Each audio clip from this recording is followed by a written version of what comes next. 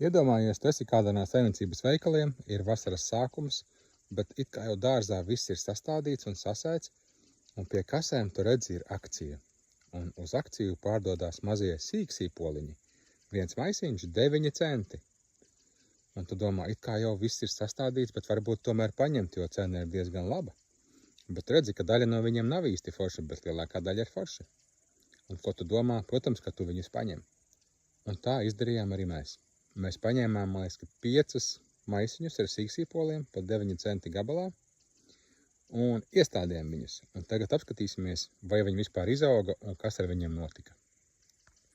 Un lūk arī rezultāts, kā saka. Šie ir sīksīpoliņi, kas bija mums tie un tie un tie un tie, un tur vēl vairāki arī. Un viņi visi ir gigantiski pārsvarā.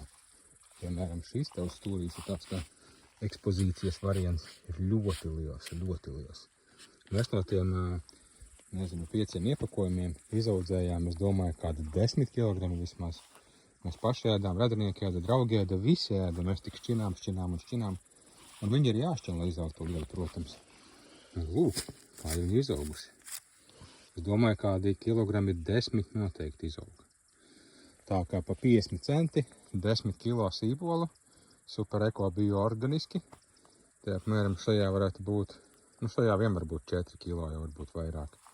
Un tādi lauciņi, man liekas, mums ir ap 10 varbūt. Tā ka varbūt krietni vairāk kā 10 kg sanāca. Tā ka kādreiz ir vērts noriskēt, paņemt kaut ko tādu, ko it kā liekas, ka pat vairāk nevajadzētu. Bet tu noriskē un izdodās. Ja arī tu esi kaut ko tādu izdarījis un noriskējis nopirkt kaut ko liekas, ka bezjēdzīgu, bet tas izaudzis ļoti foršs, ieraksti komentāros.